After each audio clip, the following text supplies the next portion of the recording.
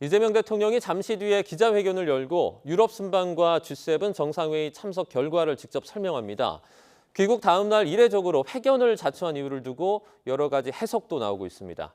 청와대 연결해서 자세하게 알아보겠습니다. 홍민기 기자. 네, 청와대 춘추관입니다. 네, 이재명 대통령 기자회견 그곳에서 이제 열리게 되는 거죠? 네, 이 대통령은 잠시 뒤인 오후 2시 이곳 청와대 춘추관에서 이번 순방 성과를 직접 설명합니다.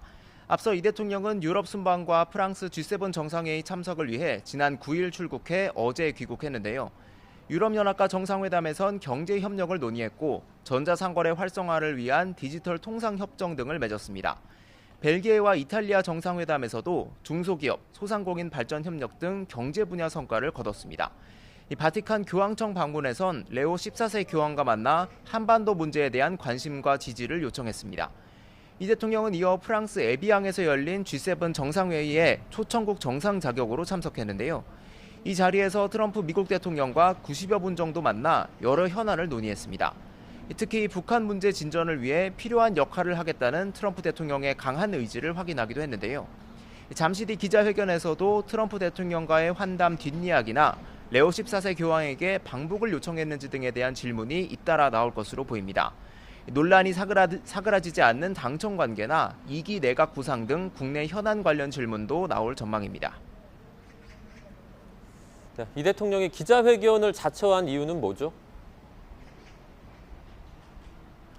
네, 이 대통령은 순방을 떠나기 전날인 지난 8일 취임 1년 기자회견을 했습니다.